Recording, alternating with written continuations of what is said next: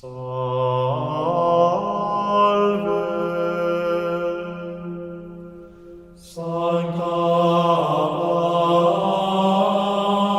Alex, Elix est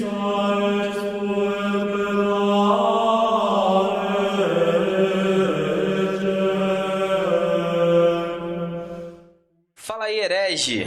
Tá começando mais um Heresia Cast pra você. A primeira coisa que eu queria fazer aqui é pedir perdão, mil perdões, porque o primeiro vídeo que a gente subiu, a gente teve um problemão aí com o áudio, ficou muito baixo, muito ruim. Assim, dá pra ouvir se você acessar o nosso canal lá no Spotify, você consegue ouvir, ou no próprio YouTube. Dá pra ouvir com fone de ouvido, né? Se você colocar um fone de ouvido e colocar o volume no máximo, dá pra ouvir, tá? Então, a gente tratou para que o áudio desse uma melhorada agora. A gente conta que daqui pra frente isso não volte a acontecer, né? Então é isso, vamos para mais um episódio. Estou aqui com meu amigo Matheus. Fala, meu amigo herege. Estamos aqui diretamente de Belfor Roxo, Santa Helena, com mais um assunto para você, para tirar sua dúvida ou manter a sua dúvida. Tá bom? Meu amigo Natanael, mundialmente conhecido como Natan com H. Exatamente. Estamos aqui para mais um episódio e vai dar ruim. Polêmica pra caramba, perseguição. Mano, eu vou atacar muito o pastor hoje, cara. Mas eu vou entrar na mente deles. E a gente vai ficar. Nós vamos ser cancelados pela comunidade cristã brasileira, principalmente por uma certa denominação aí. Mas vamos lá que vai fluir. Que denominação, Alan? Fala pra gente aí, Alan. Fala de você um pouquinho aí. Saudações, eu tô aqui hoje para dar uma sabonetada, que o tema é polêmico, né? Como nosso amigo Natan com H já falou.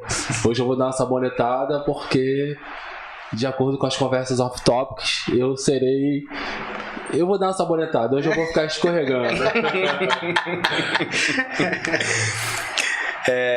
Então é isso.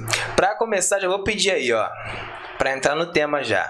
Se você conhece, já frequentou, ou tem algum parente que frequenta, não só a igreja, qualquer instituição religiosa aí, não vamos falar, né? Isso não se aplica somente à igreja evangélica, mas você conhece alguma instituição religiosa, onde o comando vai passando ali de pai para filho, de pai para filha, de marido para esposa, de... Passa pra genro? Passa pra genro. Então é isso aí, se você conhece... Fala, meu irmão! Já comenta aí embaixo. Se não quiser falar o nome explicitamente, você Vai ter que falar. dá uma referência que a gente vai entender o que você está querendo dizer. Vai ser No Instagram, marca o arroba. E... Por falar em comentário em Instagram, gente, dá uma moral pra gente aí, segue a gente no Instagram, segue a gente no TikTok, se inscreve aqui no canal, ativa o sininho pra você não perder nada. Se você gostar do assunto, deixa o seu like aí pra ajudar a gente, tá? E além disso, além de acompanhar a gente aqui pelo YouTube, o áudio aí, né, do podcast vai estar sendo disponibilizado também no Spotify, no Deezer E no Apple Podcast. no Apple Podcast também. E o Google Exatamente. Podcast tem? Tem também. Também temos no Google Os Podcast. principais agregadores de áudio. Positivo. Então é só procurar a gente lá, o arroba é o mesmo, arroba HeresiaCast. Você vai encontrar a gente aí facinho. Então, vamos lá, o tema de hoje é esse: igrejas hereditárias, que são as igrejas que vão passando aí de pai para filho, que se tornam, na verdade, quase que uma capitania hereditária, né? É o nome que acho que chega mais próximo do que acontece. A gente está conversando, a gente entrou nesse assunto e achamos aqui uma referência, né? A gente tem essa referência bíblica que eu quero estar lendo, que vai, acho que ditar o tom aí o tom da conversa, né? Pra explicar minha Bíblia, por favor. Essa Bíblia. Bíblia aí, que é primeira Samuel, eu deixei marcado aqui que eu não sou bobo. 1 Samuel 8. E sucedeu que, tendo Samuel envelhecido, substituiu a seus filhos por juízes sobre Israel. E era o nome do seu filho primogênito Joel, e o nome do seu segundo Abias, e foram juízes em Berseba. Porém seus filhos não andaram pelos caminhos dele, antes se inclinaram à avareza, e tomaram presentes, e perverteram o juízo. Então todos os anciãos de Israel se congregaram, e vieram a Samuel e Ramá, e disseram-lhe: Eis que já estás velho, e teus filhos não andam pelos teus caminhos. Constitui-nos, pois, agora um rei sobre nós, para que ele nos julgue, como o tem todas as nações. Acho que até aí já tá legal, né? Dá pra entender que os filhos de Samuel não prestavam. E eu já começo já jogando uma bomba aqui na mesa. Que é o seguinte, vamos lá. Raciocine comigo. Samuel era pai dos indivíduos. Certo. Samuel sabia, conhecia a intimidade dos filhos, e eu acredito que ele sabia que eles não eram os mais apropriados para continuar, né, como juiz sobre Israel. E a questão é, por que Samuel insistiu nisso, se ele sabia? Ou será que esses filhos faziam coisas escondidas e ficavam ocultos aos olhos de Samuel? Por que Samuel insistia nisso? Fala vocês comigo. Tá, a primeira coisa que a gente pensa é para perpetuar o poder, né? Para manter a família no poder, né? Mas aí eu não sei, né? Até onde isso aí era costume, né? Porque os juízes, né? Como é que quando um juiz morria ou envelhecia, quem assumia? Tinha que seus filhos? Na realidade, de tempos em tempos, os juízes eram levantados de acordo com a necessidade do povo. Certo. Era levantado um juiz, o juiz batalhava em prol do povo, o povo se consertava, passava um tempo, o povo se pervertia e era levantado um outro juiz. Por Deus. Por Deus. Deus fazia essa seleção. Tá lá, deu ruim lá. Os filisteus, tá oprimindo o povo. Aí vem Sansão, a queixada de jumento, e vai lá e... Presentão, tchau. Exato. E era assim que funcionava. Mas quando a gente chega ali em Samuel, a gente vê Samuel tentando passar isso para a sua família. Samuel quis ser Deus? Nossa, nada a ver, né? Não é se a tradição era que Deus instituía o juiz, né? Segundo alguns vão defender a tese de que Samuel até teria ficado chateadinho por não ter sido ele o escolhido para ser o novo rei, o futuro rei, né? Quando o povo começa a desejar um novo rei, igual as outras nações, e ele não foi o escolhido ali pelo povo. Aí tanto Deus vai dizer para ele assim: não fica chateado não, que o povo não só rejeitou você não, rejeitou a mim também. Exatamente. Não, então assim, vamos lá. Vamos agora começar a caminhar para agora. A gente está falando aí de reinados e juizados, de instituições feitas por Deus, né? E a gente vê até mesmo na passagem ali que o conselho do povo vai até o juiz lá, né? Vai até Samuel e solicita que seja, né? Israel pede um rei. Então a gente trazendo para hoje. Por que muitas igrejas elas não participam? É porque isso é muito denominacional, né, cara? Exatamente. Isso é muito denominacional. Então, assim, as igrejas históricas, as igrejas protestantes históricas, você vê que todas têm tipo de governo. Tem um tipo de governo, exatamente. E é tudo bem estruturado, as coisas geralmente são escritas, tem os estatutos, são definidas. Exatamente. Mas não deveria ser o corpo, não deveria ser a igreja. Claro que isso também traz implicações, mas não deveria ser o corpo que deveria, não vou dizer eleger, né? Mas sei lá. Eleger, né? Quem vai ser o novo pastor? É uma eleição. Talvez uma eleição, né? Então, mas isso vai de acordo com o tipo de governo eclesiástico que a igreja possui. Os mais conhecidos são o congregacional, né, que é onde a igreja ela vota. Isso. Tem o episcopal, que é onde tem um pastor presidente. E tem um que é formado por conselho de presbíteros, que me fugiu o nome da memória novamente, que é onde esse conselho é um grupo de líderes dentro dessa igreja, dessa denominação, e ali eles se reúnem e votam em prol de alguma situação, alguma escolha, alguma decisão que a igreja precisa tomar. né? Mas hoje, na maioria dos casos, principalmente nas igrejas pentecostais e neopentecostais, é o tipo de governo episcopal, onde o pastor presidente, a figura do pastor presidente, ela toma todas as decisões. A igreja gostando ou não, a decisão é dada, a escolha é dada pelo pastor presidente. Então, no caso, não tem democracia, então. Não tem democracia. Tem estatuto? Existe estatuto. Normalmente os estatutos estão escritos que deve ter uma eleição de 2 a cada 4 anos, mas na realidade não é isso que acontece. Quando tem uma eleição para gambelar, é uma chapa só. Só a chapa do pastor presidente. Ele concorre com ele mesmo. Ou ganha ou ganha. Ou ganha ou ganha. Se ele ganhar, ele ganha. Se ele perder, ele ganha. Também. Parece um certo sindicato aí, né? Ou às vezes acontece isso, eles colocam 2 chapas, mas uma fraca, uma que não tem chance de ganhar, e coloca a principal, que é a do próprio pastor, e o que acontece é que a perpetuação do poder vai indo. Aí quando esse camarada chega na idade de jubilar, que já está às vezes 50, 60, 70 anos no poder, que tu acha que as coisas vão se renovar, o que acontece? Entra no nosso tema. Entra Nosso tema. alguém conhecido, um filhinho, alguma coisa. A experiência que eu tenho com igreja, né, cara? Ela é basicamente batista. Eu fui na igreja batista, que embora seja uma batista mais renovada, eu entrei na igreja na transição ali de igreja batista tradicional para a igreja batista mais renovada, né? Porque eu entrei logo na mudança do pastor. Você quer dizer pentecostal? Eu quero dizer pentecostal. Pentecostal. Eu entrei assim que o novo pastor entrou lá, um pouco depois foi quando eu entrei na igreja. E assim, eu não sei como isso foi dado, entende? Eu conheço a história, eu sei que ele veio de uma outra igreja, mas eu não sei se veio por indicação, se foi a própria igreja que pediu isso de alguma forma, entende?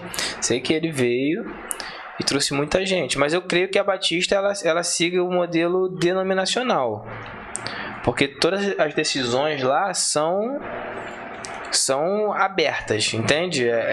Através de assembleia extraordinária. Então assim, sempre que alguma decisão tem que ser tomada, vai até a igreja, o pastor vai até a igreja, a secretária toma nota, né? Faz lá a ata, né? E tem a votação lá. Na realidade, eu que sou da Assembleia, acaba muitas das vezes tendo essas reuniões, mas eu conheço casos de ser decidido uma coisa pela igreja dentro da reunião, e quando for para colocar em prática, prevalece a vontade do pastor presidente. Então, lembra até o nosso referendo aqui de armas, lá no ano de 2000 e alguma coisa, a população votou para que o povo continuasse armado, e no final eles desarmaram todo mundo. É mais ou menos o que acontece hoje em dia. Às vezes as questões são votadas, são colocadas em reunião, mas vai prevalecer a vontade do pastor presidente nessa forma de governo, que é o governo, como eu disse antes, o episcopal. E pode acontecer a congregação, a igreja, vir à ruína também, por não ser escolhido pelo povo, por você passar de pai para filho, igual aconteceu com o reinado também de Israel, alguns tipos assim, foi passar de pai para filho, e os filhos foram lá, mataram os pais, e ele passou pro filho também, veio, também matou também, nunca ficou bom, entendeu? Pode acontecer isso também. É porque as pessoas têm dificuldade de entender que o pai é uma coisa, o filho vai ser outra. Não adianta você esperar de mim que eu seja igual a meu pai, ou você esperar que o filho do pastor ele seja igual ao pastor. Não, são pessoas diferentes, com pensamentos diferentes, que vão agir diferente. Então, às vezes, o pastor está lá uma quantidade de anos e quem vai assumir? O mais cotado é o filho dele. Será que é? E as pessoas querem colocar isso como algo natural. Eu não vejo nada como natural, porque eu queria que vocês pensassem comigo. É muito fácil falar que é uma sucessão natural quando o filho do pastor está sendo colocado em evidência lá no altar todo dia. E o pastor está ali mencionando, isso aqui é meu filho, esse aqui, ele é uma bênção, esse aqui ele acaba induzindo as pessoas a achar que isso é natural, mas não é natural. Tudo relacionado a Deus, quem escolheu foi sempre Deus. Lideranças, reinado, todas as vezes que reis que Deus não aprovava assumiram, deu problema. Deu. E o engraçado, né? Eu lembro até de Saul. Em casos, Deus colocou Saul lá e ainda deu problema. Isso aí. E aí? O ser humano ele é difícil, ele é complicado. Entendeu? Sempre dá. Igual Davi também, né? Não deu problema na frente na. Mas ainda foi um bom rei, né? Ainda foi um bom Bom rei, se arrependeu. É da história de Israel. Entendeu? Ele teve a característica de ter se arrependido depois de ter feito tanta besteira. Acontece uma coisa que eu não sei se vocês vão concordar comigo. O fato do filho do pastor ser criado nesse ambiente sacro, aquilo se torna normal para ele. Sabe? A gente tem até referência bíblica para isso. Ele tá convivendo, ele tá ali todo dia, aquilo ali é a rotina dele, aquilo ali é o dia a dia dele. Então, assim, talvez essa essência do que é sagrado, do que é sacro, né, pode ficar até um pouco perdida, cara. Além do que, assim como você disse que Samuel conhecia a intimidade dos seus filhos, os filhos também conhecem a intimidade do pai. Então, quantos casos a gente não conhece aí de pastores que são ótimos pastores ou ótimos líderes, né, das suas instituições, mas em casa, porra, não são, tá ligado? Entendeu? E aí, às vezes o filho vê no pai isso e pensa, pô, é um caminho, né? Eu não preciso ser correto, porque meu pai não é. E aí eu só vou seguir a linha dele, porque hoje em dia dá pra ganhar grana, brother. Entendeu? Hoje em dia dá pra ganhar grana sendo líder religioso em geral. Não é só sendo pastor, não. Entende?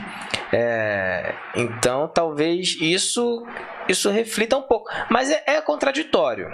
Eu vou dizer também por experiência, porque eu acompanho até um pouco de longe, mas acompanho um caso, é um só, né? Mas um caso de uma boa sucessão. De um filho que nem assumiu ainda, mas está assumindo o lugar do pai, sabe? O pai está meio que passando o bastão ainda pro filho, sabe? E aí o filho... Claro, não tô pra julgar a intimidade de ninguém, mas o cara se mostra um excelente pastor, entendeu? A igreja inteira ama ele de coração, entendeu? O cara tá ali à frente meio comprometido. Você vê que o cara é comprometido, que o cara é usado por Deus, entende? Então, e aí? Pode ou não pode? Deve acontecer ou não deve? Ou só quando é de forma natural, assim? Mas aí complica, né? Você falou, como é que parece que é natural, né? Você citou um exemplo bom, né? O cara vem, é um bom pastor também, pode assumir. Igual acontece na igreja. Mas ele precisa assumir, de repente ele é um bom pastor para ser um pastor auxiliar. E aí, ele precisa realmente assumir? Ele precisa receber esse poder de decisão? Não. Só porque até onde? O nome forte, ser a linha de frente, ele não pode ser o vice de alguém. E isso pensando nessa igreja aí, vamos lá, pensando nessa igreja. Tem lá esse indivíduo. Aí você chega lá.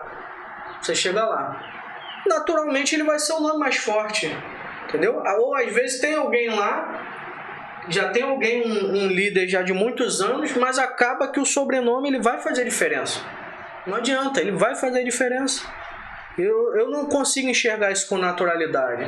Eu acho que deveria ser criado até um estatuto, alguma regra para igual a eleição, que o pastor fica 8 anos, que não pode nenhum ascendente, descendente. Eu acho que deveria... Mas nepotismo, né? Isso. Mas será que Governador? Não sei, eu não conheço nenhum. Mas não é seguido? Eu sei, por exemplo... O que? Em igreja? Isso. Mas depende, porque aí que entra dentro do regimento também. No caso da Assembleia, você tem aí como que fala? As convenções, né? No caso da Igreja Batista, eu também sei que também tem as associações, as convenções. Na Igreja Batista, parece que a convenção, ela não vou dizer que ela não se mete diretamente, sabe?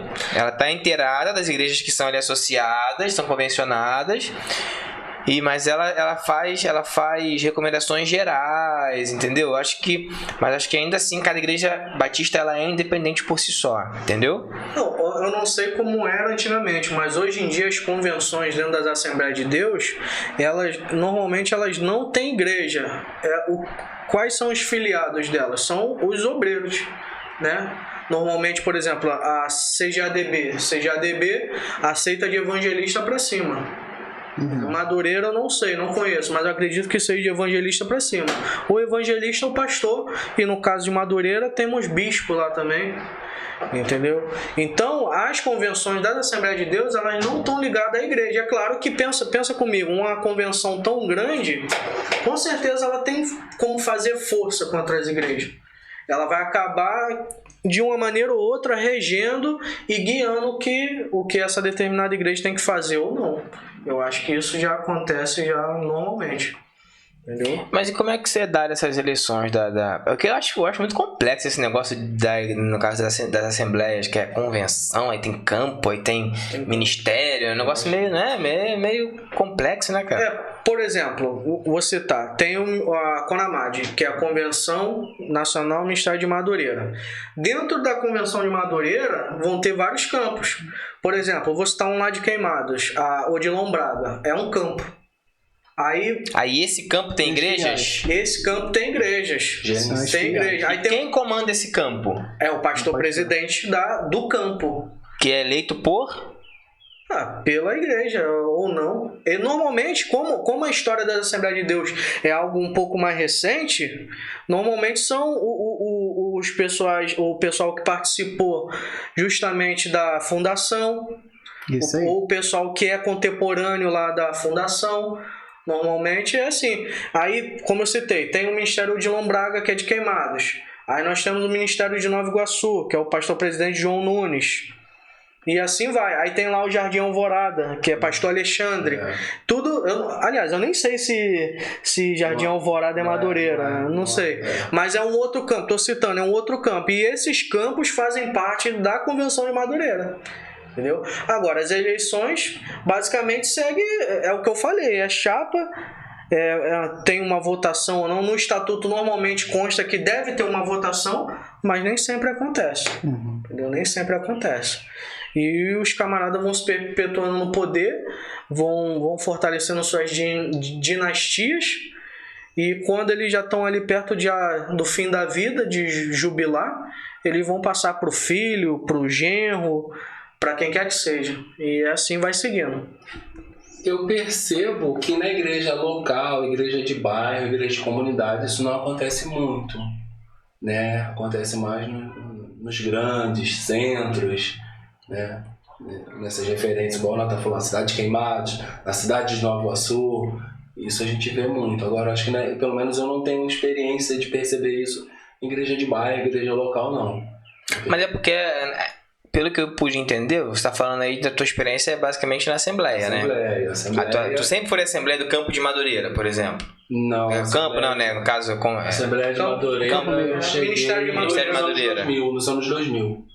Tá. Porque eu já tô com 37 também, né? A gente precisava saber, não. Percebi, eu dei uma olhadinha assim. Antes disso era de igreja pentecostal que não tinha... O pessoal lá do Tchê Calova, né? Não tinha muito esse negócio... Não era tão bem organizado. Não tinha organização. Não tinha nem CNPJ, não tinha nada, é isso aí. Por aí. Não, é porque eu perguntei isso, porque como você falou que você não observa isso em igreja de bairro, você está querendo dizer o quê? Porque, vamos supor, pelo que eu entendi aqui, tem os campos, né? Você citou o campo de Lombraga. Aí esse campo ele tem várias igrejinhas.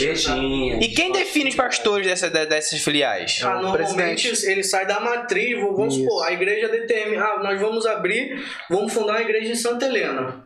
Aí ele vai olhar lá dos obreiros, quem tem disponibilidade, que tem aptidão, a gente vai abrir uma igreja, uma congregação em Santa Helena, vamos mandar o obreiro tal com a família. E ele vai pra lá. Então quem faz essa dança das cadeiras aí é uma matriz. Um local superior, né? Nas igrejas locais não existe eleição. Não, a gente está falando de eleição para matriz campo. Isso aí tem ou deveria ter.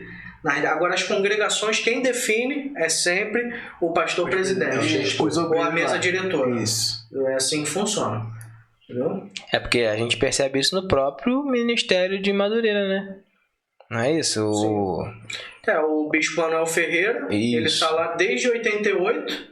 Ele se nomeou, ou nomearam ele como bispo primaz, que é o bispo sobre todos os bispos, né? E ele tá lá. E Peraí, detalhe, bispo sobre todos os bispos? que é primaz, né? Eu acho que é isso. Ele é o... É o Papa. Exato. Meu Deus! Exatamente. Caramba, E cara. outra, ele agora ele é presidente vitalício Eita. do Ministério de Madureira. Nem Deus tira eles lá. Não, calma aí. Não, só Deus, melhor, só Deus. Só Deus, que essa quando Só morrer, Deus. né? Exatamente. Se eu não me engano, ele já tá com 89 anos e tá lá. E o Matusalém. A senha dele não foi chamada ainda, não. Exatamente. Não, mas o mais interessante é que quando você olha a volta, quem é o primeiro vice dele? O É filho. o filho. É O o senhor Samuel Ferreira. Samuel Ferreira. Pastor presidente da Assembleia de Deus do Brás. Do Brás. E quem é o segundo vice dele? Deve ser algum Ferreira também. Exatamente, é o senhor Abner Abner Ferreira. Ah. que inclusive é pastor presidente daqui, Campo de Madureira, no Rio de Janeiro, que ele é o pastor lá da catedral, que fica ali no centro de Madureira. Desde que eu me entendo por gente, o Manuel Ferreira é o cabeça da Assembleia de Ele Deus. tá desde 88, E a Assembleia de Deus tem uma história recente no Brasil. Não, tá com 107 anos a Assembleia de 108. Tá, mas você, 108 anos, mas aí você pensa, quanto tempo? Ele tá desde quando? De 88. Ele, Pô, tá muito tempo. o que aqui que já. aconteceu? Vamos lá. O Ministério de Madureira ele foi fundado por um homem chamado Paulo Leiva Macalão, que ele foi consagrado a pastor pelo Gunnar Wingren, que foi um dos dois suecos Que veio pro Brasil. que aham. vieram e fundaram a Assembleia de Deus Gunnar no Wingren, Pará. é isso mesmo. Como é que a história funciona? O Paulo Leiva Macalão, ele, sabendo do avivamento que estava acontecendo em Belém, ele mandou uma carta por Gunnar Wingren para que ele viesse para cá e fundasse uma Assembleia de Deus aqui. Só que aconteceu, o Gunnar Wingren veio com toda a família, consagra o Paulo Leiva Macalão com 27 anos e o Paulo Leiva Macalão funda o Ministério de Madureira. E o primeiro templo do Ministério de Madureira foi em Bangu. Ali pro ano de 29, mais ou menos. E não era Ministério de Bangu, não? Olha. Então, não era. Aí, conclusão, eles começaram a construir a Catedral das Assembleias de Deus, que foi a primeira catedral da América Latina, que é essa que a gente conhece. Essa que a gente conhece ali na Avenida Carolina Machado. Que isso? Ah, é Madureira. É, Madureira. Entendeu? E ali eles fundaram, se eu não me engano, em 64. Né? Talvez você pesquisa aí. Não, é estudioso, no cara. Google aí. E ali foi fundado o Ministério de Madureira. Macalão, ele vai morrer em 82. Aí quem assume? O sogro dele. O sogro dele assume por problema de saúde. Ele vai passar para mais um indivíduo que também se afastou e aí assume o doutor Manuel Ferreira em 88. Em 88. Desde então ele tá lá. Então ele é o terceiro, né? Teve um suplente ali por um pouco tempo e ele é o terceiro. Ele é o terceiro. E ele fez... O quarto, né? Pastor presidente, mais dois, ele é o quarto. Ele é o quarto. Não, o Wingren veio... Não, Wingren não Não conta. Aí nomeou o Macalão. Macalão, Nomeou... o sogro, teve mais um. Ah, teve mais um depois do sogro dele, né? Depois do sogro. E o Macalão deu mole? Tinha filho, não? Tinha um filhinho. Tem um Foi justo, então. Paulo Macalão Brito aí. Paulo Brito Paulo Macalão. Brito Macalão. Mas, pô, É conhecido na igreja? É o herdeiro esquecido. Não, mas ele tem... Então ele foi tem justo, alguma- então, né? Então ele passou de pai para filho, foi justo. Tá, até ali funcionou, então, no Na caso. realidade, o que a gente lê é que o Paulinho Macalão, que é como era chamado, É intimidade. O Paulinho tive com ele ontem. dessa vez. mas como não tô brincando, eu tô falando sério. O Paulinho Macalão, qual foi o problema dele? Ele tinha um jeito muito despojado pra época. A Assembleia de Deus foi sempre muito rígida com a doutrina. Vestimenta, forma de falar, aonde frequentar. E o Paulinho, se você pesquisar fotos aí, ele já usava cabelinho longo, usavam as roupas mais... E isso nunca foi muito bem visto dentro das Assembleias de Deus. Porque eles sempre preservaram a sã doutrina, né? Segundo eles. Até pouquíssimo tempo. Exatamente. Pouquíssimo tempo. Então ele acabou, foi ficando de lado. Aí com a morte do seu pai, quando o seu pai morreu, ele era o segundo vice do campo.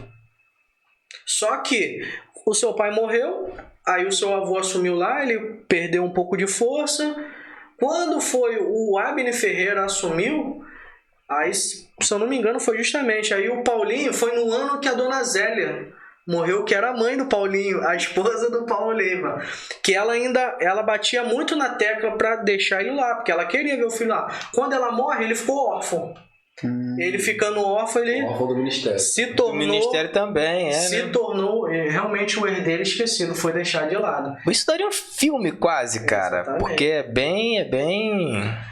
O que Tem se várias sabe nuances, hoje- né? Tudo a perder. Não. Eu entendi, hein? Entendi a referência. Assim, pra finalizar essa parte, o Paulinho Macalão, ele tá vivo hoje. Ele teve um filho, o nome do filho dele é... Paulinho Inho. Não, é André Macalão. Só que o que fizeram? Acredito que...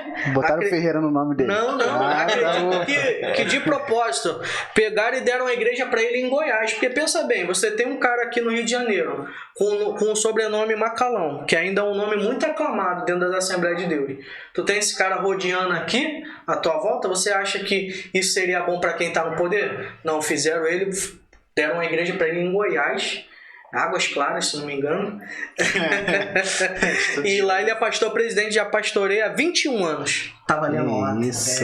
Então não foi bem esquecido. Já ele tá tá na exercendo alguma coordenação, coisa, mas né? pensa- Ele não tá lá Exatamente. entre as grandes cabeças. Mas tu imagina esse cara aqui no Rio de Janeiro. Ele até trabalha pras convenções. Você acha que os mais... Mas será que é de interesse dele isso? Talvez não seja. Às vezes nem seja, mano. Eu não sei. Mas é pra que correr o risco, né? O ruim que o sistema O sistema é bruto. é grande. Irmão, antigamente por que não acontecia tanto essa passagem de pai para filho? O Alan, ele tem uma explicação, ele tava falando comigo hoje cedo. Nós conversamos né? Porque a gente parou pra pensar do seguinte: hoje em dia nós temos a situação financeira, nós temos status, nós temos a questão do engajamento, então todo mundo quer ter a sua imagem estampada em algum local. Antigamente não tinha muito. Da mesma forma que o Nathan citou, quem quer montar uma igreja em Bangu, quem quer começar um ministério... Entendeu? Um abraço meus amigos de Bangu, nada contra. Não é isso. Também deu por roxo, cara. Vocês Não, aqui, o pessoal que tá nos assistindo, também em Bangu, aquele abraço. O que acontece? As pessoas não tinham essa gana por status, hoje já tem um pouco dessa preocupação, que também a gente fica nessa preocupação. O cara tá lá em Goiás, será que ele tem ou não o alcance dele, o engajamento? Não tem não. Porque você vai na rede social dele, tem 6 publicações, aí tem 1.000 seguidores. Quando você vai ver as poucas fotos que ele tem lá o pessoal perguntando se ele é neto do Paulinho Macalão. Então o nome dele ainda é um nome que está em voga. Então eu acredito que esse cara por aqui talvez seria alguém para derrubar esses caras aí que estão no poder há tantos anos. Assessorado aí. Mas eles já fizeram, e já mandaram embora. Eu por mais que eu não conviva, eu já tive acesso a materiais que diz que, assim, os pastores presidentes, ou que já foram, ou que ainda são os mais antigos, que ainda que já eram pastores na época do Macalão, eles lembram, eu não sei porquê, né? Eles lembram com muito saudosismo, né, da época do Macalão. Não sei se a forma com que o Abner conduz a igreja seja diferente. Na realidade, o Macalão ele foi um exemplo porque ele começou a igreja do nada. Ele, antes dele fundar essa igreja, ele era um obreiro, ele era um evangelista que tinha um trabalho específico na Central do Brasil. Ele procurava almas. E assim, ele abriu uma igreja numa época que realmente as igrejas era ruim ser pastor.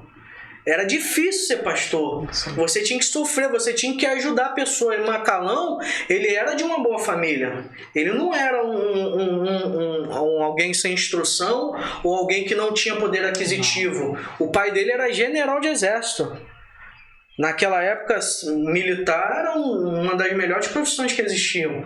Então ele tinha um poder. Então Macalão ele abre mão disso tudo por um chamado que você enxerga que realmente existia. O pai dele é contrário à decisão dele. O pai dele tenta acabar com essa escolha dele, manda ele para morar com o tio em Campo Grande, mas isso não parou Macalão. E Macalão insiste no trabalho evangelístico e ele começa ali do nada, sem pensar em dinheiro, pensando em almas. E ele funda o Ministério de Madureira, toma essa proporção que tem hoje, que a gente vê, e ele nem se preocupa em fortalecer o filho dele. Por quê? A intenção não era essa, a intenção era cuidar de vidas. Isso. E hoje não, hoje esse pessoal enriquecendo, esse pessoal ganhando cada dia mais dinheiro, cada dia mais prestígio. O Manuel Ferreira, ele chegou a ser deputado federal, concorreu ao Senado aqui no Rio de Janeiro.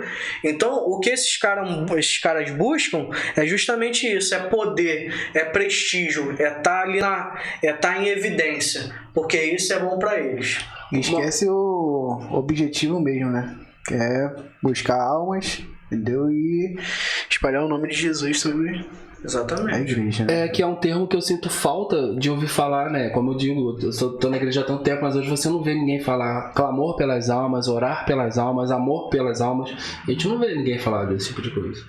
A gente só vê falar em Dinheiro. dízimos e ofertas. Exato. Isso. Eu vou, aí é um assunto que vai até para além, que eu vou até além do dízimo e da oferta, sabe? É a promessa da prosperidade, seja não financeira exatamente. Acho que eles entenderam que pegaram a sacada de que a prosperidade financeira não estava mais colando, que a galera já estava com um pouco de repulsa por isso, e aí começou a prometer prosperidade de outras formas, né, cara? Mas o assunto não é bem esse. Mas vamos lá. E a igreja em si, porque aí vai na questão das formas de governo que você falou, né? Quando é episcopal. Mas, pô, será que o pessoal. Por que o pessoal aceita isso, cara? Entendeu? Tipo, poxa, às vezes tem um irmão ali que se destaca no serviço, e aí um pastor sai, a igreja não pode pedir que, não que a igreja vote literalmente, entendeu? Mas que entre em oração, que estude colocar aquele irmão ali que se destaca, que já exerce o pastoreado, mas não é pastor ainda, entende? Pode e deve também, né? Mas é a questão do sistema, né, cara? A cúpula. E quando isso acontece, naturalmente, quando tem um grupo dentro de uma igreja insatisfeito, o que surge? Outra igreja. Outra igreja. É sempre assim. E lá eles fazem a mesma coisa que eles eram contrários aqui. E é isso. Não, ou fazem até diferente, mas lá vai surgir um outro grupo. É a historinha. Essa é a historinha do neopentecostalismo no Brasil, né, cara?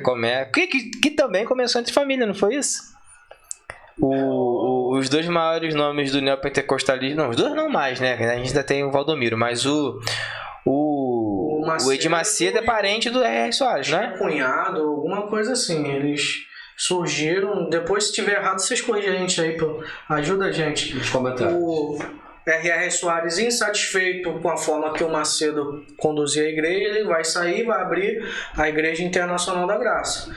O Valdemiro também sai desse meio. Ele era um dos fortes líderes do Edir Macedo, e ele saiu também, fundou a Igreja lá, Mundial do Poder de Deus.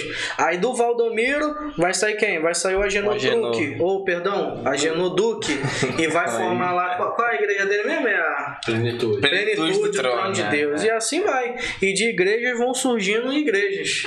E diferente da expansão do evangelho na igreja primitiva, porque era uma única igreja que se reunia nos cenáculos. Cenáculos, para quem não sabe, eram os terraços do povo, entendeu?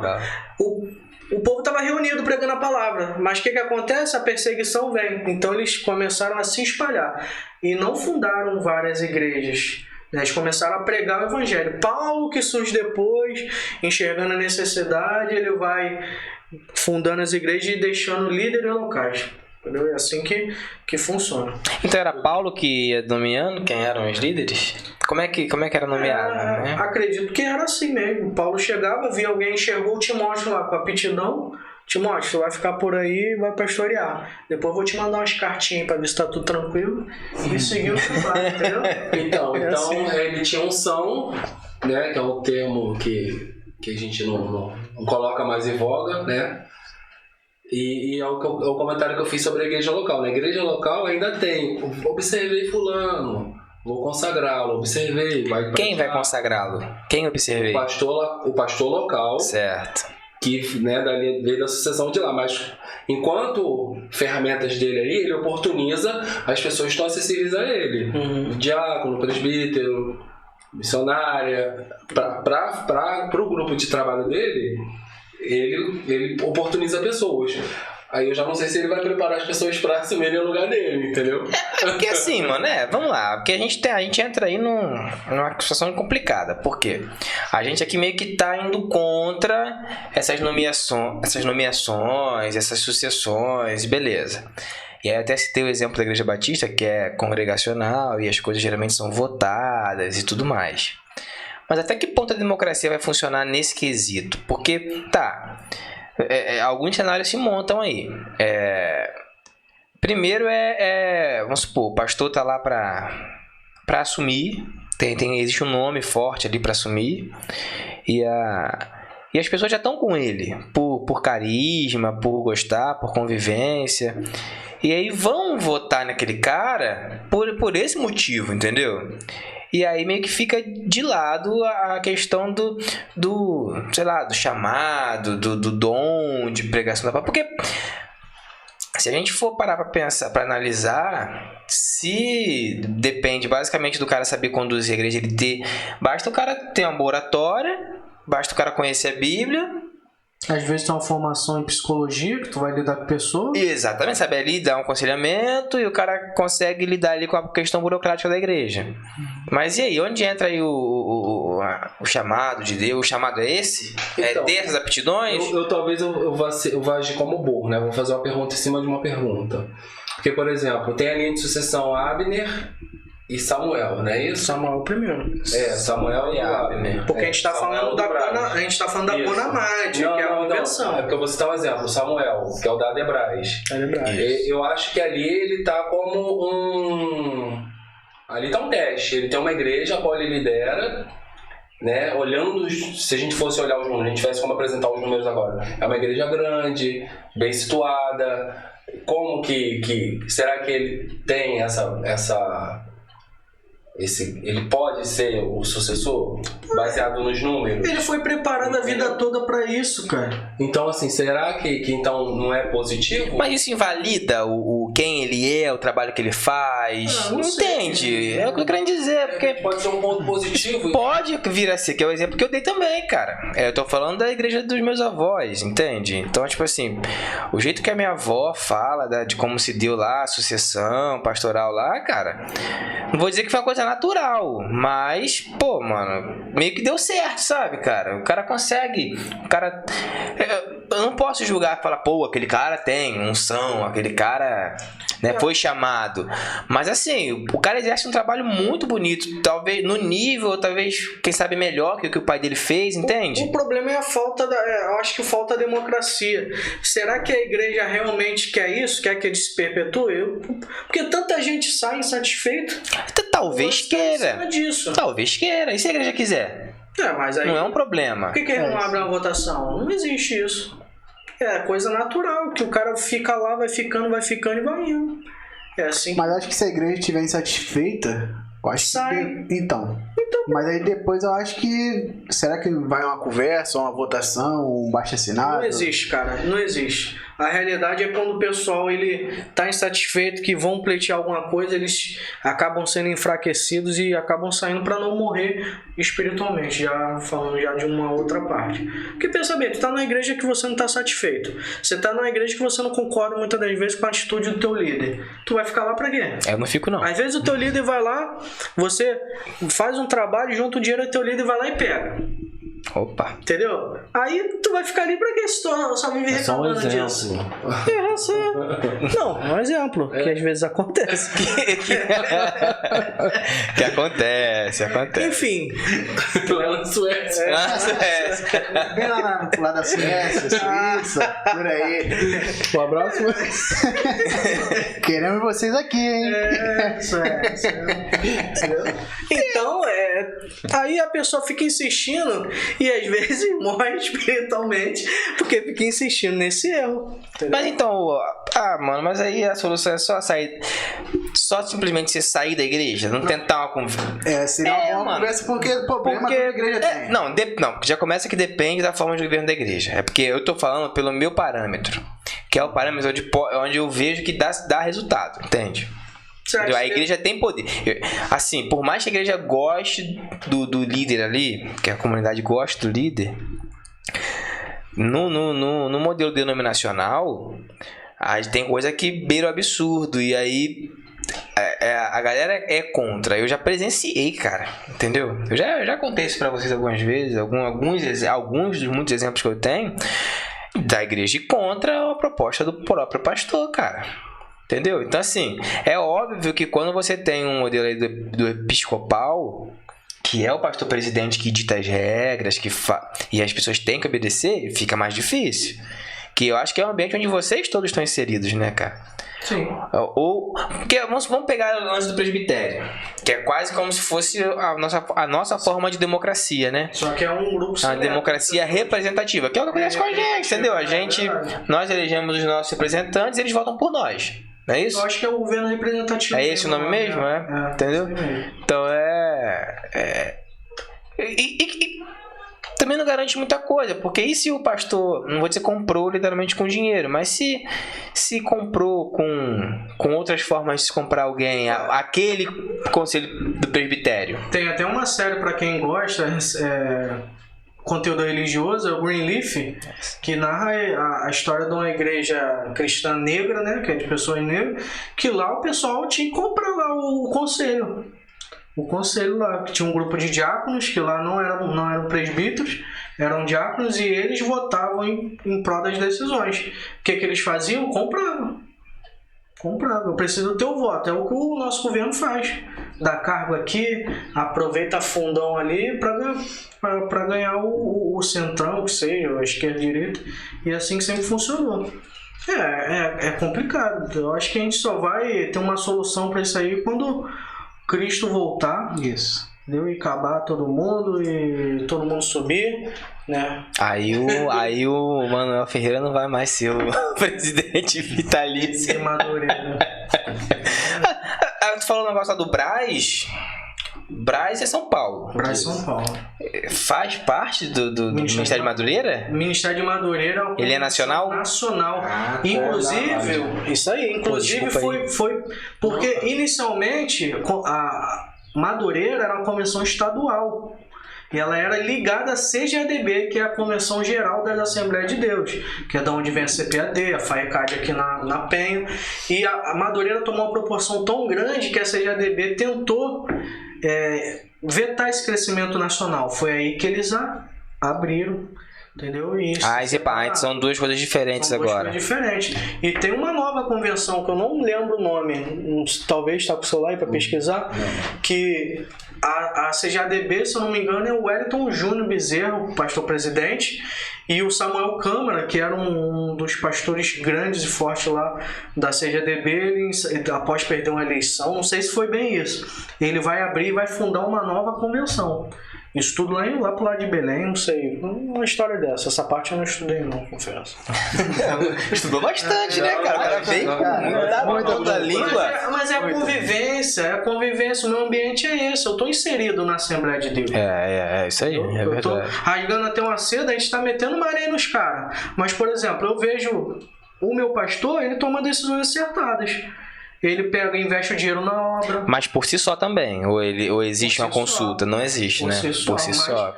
Graças a Deus, Deus tem iluminado ele, que ele tem tomado decisões acertadas. E aí fica bem dizer a critério do pastor, então, né? Exatamente. Se o dia que ele errar, ele vai errar. E é isso. Eu dei um Google aqui e o nome da convenção do Samuel Câmara é só Convenção da Assembleia de Deus no Brasil. É isso aí. CADB. Que a outra é a geral. Entendeu? Então esses rachas sempre acontecem. E pesquisa aí o motivo aí. Eu acho que eles concorreram nas chapas opostas e quando o Samuel Câmara perdeu, ele saiu. A Vitória em Cristo, a DVEC, ela é independente? Ela é independente? Eu acho que ela é ligada à geral. Tenho certeza não. Mas ela é independente. É porque a Vitória em Cristo é um ministério. E tem a Associação Vitória em Cristo, que é outra parada diferente. É, porque também rolou um lance meio que familiar aí, não foi? Eu sei que era o sogro do Malafaia, antes de ser Vitória em Cristo, não é isso? É, esqueci o nome. Assembleia de Deus da Penha. Da Penha. Era o Ministério da Penha, né? Aí o Malafaia ele vai assumir e vai mudar o nome para Vitória em Cristo. Vitória em Cristo. Mas o Malafaia, além de ser o genro do pastor, ele era um nome forte, porque o pai dele também era um cara bem conhecido. É. Acho que era Sila Malafaia também. Uma história dessa. Eu tava vendo alguma coisa a respeito. Isso aí vai estar acontecendo ao longo dos anos. Não vai mudar nunca, cara. Entendeu? Não vai mudar nunca, cara. Depende. Lá dentro Depende da forma do governo. Então, lá dentro de Ausch, a primeira igreja, a Assembleia de Deus em Ausch, o pastor presidente também já tá há muitos anos, entendeu? Tá há muitos anos lá no poder e assim, tudo indica que é o filho dele que vai... Tudo indica que é o filho dele que vai assumir, entendeu? Tudo indica que é o filho dele que vai assumir e assim vai seguindo esse curso. E como eu falei, cara, é tudo muito natural, mas... tudo muito natural, mas os caras são colocados em evidência sempre, entendeu? Então, não sei se é tão natural. Eu ainda acho meio assim, porque vai além da questão espiritual, né, cara? Então, as igrejas têm ali as suas regras, tem os seus estatutos, né, que você falou aí, acho que estatuto o nome que fala, né? Tem seus estatutos, tem seus regimentos internos lá, e na maioria das vezes essa sucessão ela é dada de alguma forma, tem ali os seus passos. E pode ser que cale de ser o filho do pastor, um bom. E a gente veja o caso da Advec mesmo, cara. Pô, por mais que eu tenha lá todas as minhas discordâncias da teologia do Malafaia, né, e até mesmo da vida pública dele não secular, ele é um líder religioso que sobressaiu pra caramba, cara. Entendeu? O cara domina oratória pra caramba. O cara é psicólogo, né? É psicólogo, entendeu? O cara entende de Bíblia, pô, pra caramba. Então, os pré-requisitos pra ser um bom líder evangélico ele tem, pô. E ele entendeu? E o curioso é que a gente tá falando bastante de assembleia, mas a gente tem exemplos batistas também em ministério grande. Por exemplo, o ministério de... Tem. É porque Batista é aquele lance. Batista é independente. Toda igreja batista ela é independente por si só e ela vai lá e se filia lá. Você não sei como é que se fala, entendeu? Se convenciona. Mas basicamente elas são independentes, sabe? Então é tanto porque você vê que tem batista aí que é tradicional, tem batista que é renovada, entendeu? Então, mas lá na Lagoinha você vê. Eu sei que você vai falar da Lagoinha, né? Lá quem comanda é a família Valadão. É Márcio? É Márcio Valadão, que é o pastor lá, o presidente. Aí os filhos são pastores também. Tem a Ana Paula, tem o André. Que são, assim, eles se destacaram principalmente pela música, né? Pelo Ministério Diante do Trono, que explodiu. Mas eles hoje, você pode estar falando besteira, mas acho que eles são, né? Foram consagrados em algum momento como pastores. O André Valadão é pastor. Não, inclusive, se eu não me engano, tem uma lagoinha agora aqui no Rio, em Niterói, eu acho. Uhum. Que quem tá lá de frente é Valadão. É Valadão. É Valadão também. É Valadão, acho que Felipe Mariana Valadão. É isso aí mesmo. Então, assim, obviamente, isso não é exclusividade da Assembleia de Deus, pô. Entendeu? Porque é aquele lance. A convenção, até onde eu sei, as convenções, as assembleias, as associações, elas não vão se meter diretamente no proceder ali, entendeu? Mas eu acho que assim, eles meio que dão uma expulsada também. Então agora nós temos a convenção Lagoinha, é isso? Seria tipo isso, né? Uma convenção Lagoinha? Não, independente. É independente. Não, tem um campo independente. Aí você tem a igreja e suas filiais. É simplesmente isso, entendeu? Mas aí, por exemplo, outras igrejas não funcionam assim. A presbiteriana, ninguém pode chegar e abrir uma igreja presbiteriana que vai ser ligada à convenção da presbiteriana no Brasil.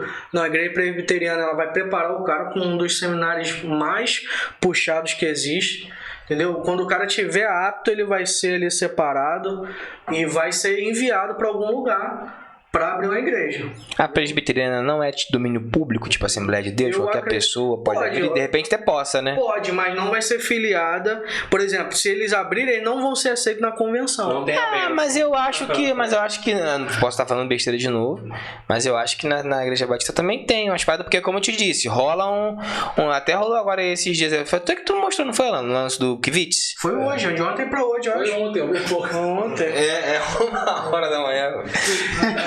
Não, isso não aconteceu 1h da manhã, você Eu comentei. compartilhou a notícia 1h da manhã. Ele tá Mas- muito mas chateado no Twitter lá que eu vi lá. Tu viu lá? Mas ele era batista, o Kivitz? Ele tava na convenção dos pastores batistas. É. Foi o mesmo camarada aí que disse que a Bíblia precisava ser atualizada, né? É. Ele veio com pendrive e pluga na Bíblia, atualiza. Agora bem-vindo ao clube do. De repente ele. hereges. Exato. Ele é o novo pastor da Globo, ele. Isso acontece muito com os pastores da Globo, né? De repente ele vai. São tidos como herege. De repente ele vai lá pra aquela igreja Crescendo em Graça. Crescendo em Graça é do 666, é Caminho da Caminho Graça. da Graça, a igreja do Caminho- YouTube. Entendeu? É a igreja que acontece no YouTube. São os ditos hereges, né? Que as pessoas chamam eles de hereges. Exatamente. Salve, Braulio. Tamo junto. Eu já falei que eu tenho o meu herege de estimação, cara. Eu não abro não, brother. Eu gosto dele. E é isso. Isso vai acontecer em todas as denominações. Na igreja Maranata, o cara que comanda lá é episcopal, não é? A gente conversou com aquele amigo nosso. Parece que tem pelo que o nosso amigo, salve Douglas, tamo junto.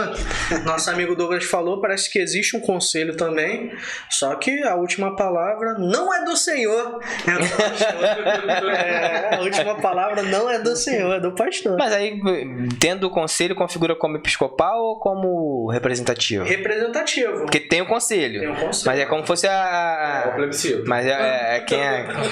Não, a gente tá falando, a gente não sabe como funciona lá. De repente o conselho tem força, a gente não A sabe. gente não sabe, Não sabe, mas tem muito lugar que existe conselho, mas quem determina é o pastor e pronto, acabou. E quem vai ao contrário? Ninguém. Entendeu? Que aí vai E às vezes tem um sentimento de gratidão, porque pensa bem, às vezes aquele pastor presidente, isso aí eu reconheço, começou a igreja do nada, botou muito dinheiro dele ali.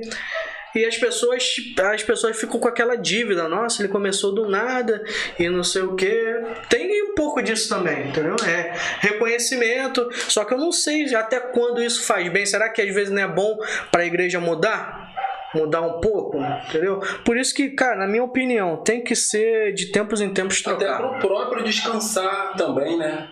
O próprio pastor descansar. Mas é aí que tá. É até quando o cara quer largar o osso, né? Porque depende, mano.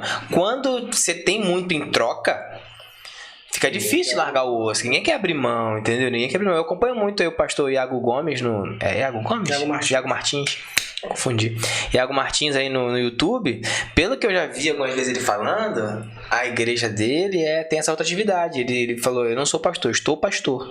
Ele tá lá até chegar a hora dele sair, que já tem um tempo determinado, entendeu? Ele vai ser pastor daquela comunidade local ali por algum tempo, e quando acabar vai ter aí eu não sei se é eleição, Família. A Igreja Universal, ela trabalha com uma rotatividade muito grande. Eu acho que o pastor fica de 1 a 2 anos numa determinada congregação e depois ele é enviado para outra. Dizem que é para ele não criar vínculos com os membros, para que não haja possíveis rebeliões. Eu não sei até onde isso é verdade. Se você é da Universal e sabe de alguma coisa, comenta aí e vai ajudando a gente. Quem sabe não tem o Igrejas Hereditárias 2. Exatamente, quem sabe, né?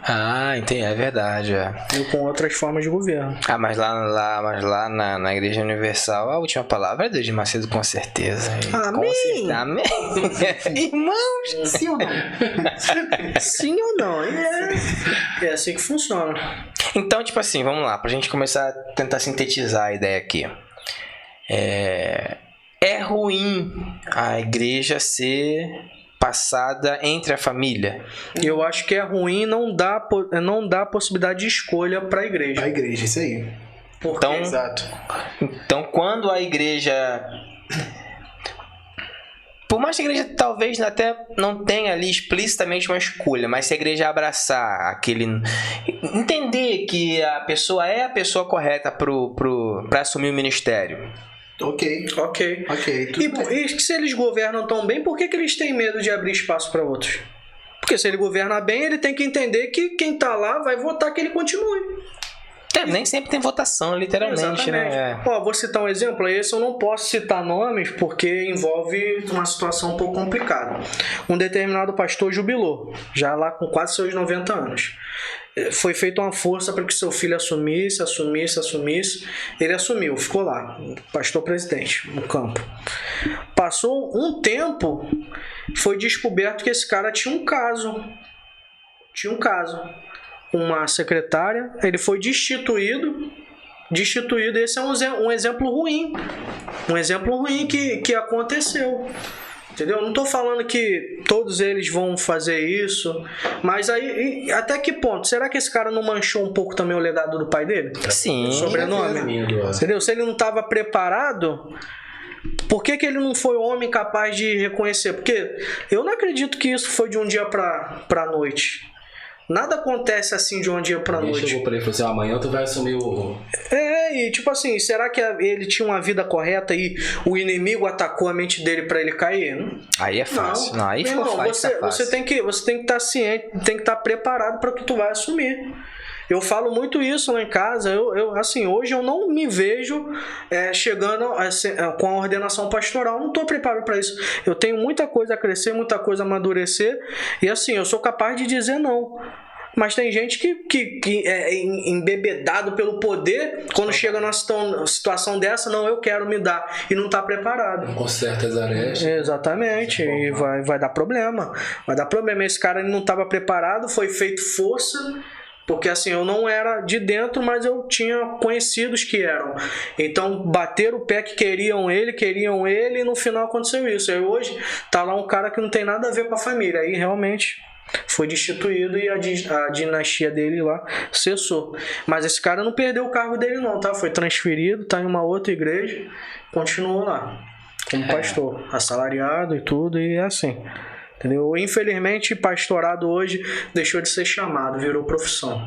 Eu acho que a gente chega naquele ponto. Basta o cara dominar ali a oratória, né? O cara ser bom de vou dizer de lábia, né? Que pode parecer uma coisa ruim.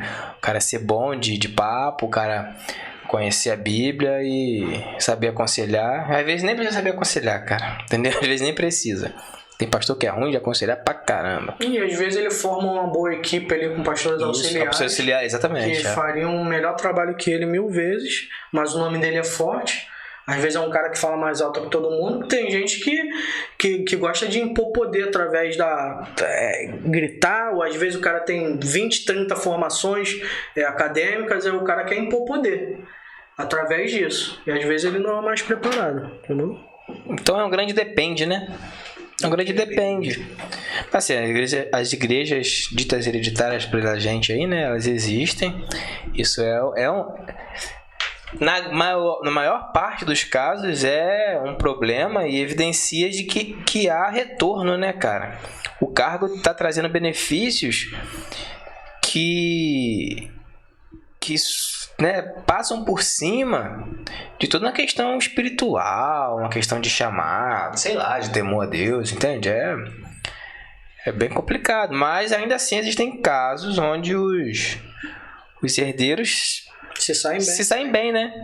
Se saem bem, até melhor do que a votação na igreja. O próprio Malafaia, hoje a Vitória em Cristo é muito maior do que foi o Ministério da Penha. Ele conseguiu abrir a igreja até em Cabuçu. Exato. Nossa, aí... Caramba, salve Cabuçu, queremos vocês aqui, hein? Não, é só porque ele mesmo polemizou lá, aquela situação lá, pô, que ele falou que em Cabuçu tinha gente feia, lembra? Não, ele mesmo. Nossa, é real isso. Elas não querendo É real, pô, ele falou isso, depois ele montou a igreja lá, depois ele mandou um vídeo retratando. Tá. Era só uma piadinha. Errado não tava, né?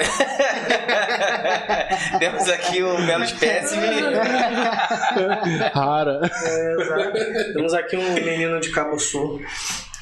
E é isso. Cara, posso fazer aquela ressalva que eu tô prometendo a fazer há muito tempo? Entendeu? Não, o nosso primeiro vídeo aí ficou ruim, mas o pessoal lá da China gostou muito, né? Já somos o 18º podcast mais ouvido da China. E eu gostaria de mandar um salve pra dona Weng Li. E o Matheus vai ficar encarregado de fazer esse salve em chinês. Eu passo a bola. Salve. Eu vou fazer parte dessa patifaria do. Exato. É, né? Mano Engeli, nós amamos você. É isso aí, galera. Foi isso. A gente espera que vocês tenham gostado aí do papo. A gente botou aqui nossas opiniões na mesa. A gente citou o nome mesmo, entendeu? No primeiro episódio a gente ficou com um pouquinho de dedo pra falar nome, mas a ideia não é essa. Então, assim, esperamos que vocês tenham gostado, que tenha trazido reflexão, que tenha feito todo mundo pensar um pouquinho a respeito disso, quem sabe até fazer, né, quem assistir aqui, se movimentar um pouco dentro das suas comunidades. Não é fazer rebelião, né? É entender como funciona o governo da sua igreja e talvez ser um pouco mais ativo, né, participativo nas decisões da igreja, se possível for, né? Então eu vou reforçar aí, galera. Segue a gente no Instagram, segue a gente no Twitter. Não falei Twitter, né? Temos perfil no Twitter, no TikTok. Se inscreve no canal aqui, ativa o sininho para não perder. A gente está tentando manter aí a periodicidade, né? Agora eu acertei. A periodicidade aí para postar os vídeos. A princípio de 15 em 15 dias, né? Semana sim, semana não. E quem sabe a gente consiga pelo menos avançar pros vídeos semanais. Mas isso aí, assim que isso mudar aí, a gente comunica a vocês. Né? Terminando aqui esse vídeo, já vai estar tudo... O episódio inteirinho vai estar upado lá no Spotify, vai estar upado no Spotify, Deezer, Apple Podcast e Google Podcast, né? Isso aí, todos os agregadores de áudio aí. Então é isso. Até a próxima aí. Valeu, herege. Salve diretamente de Bel.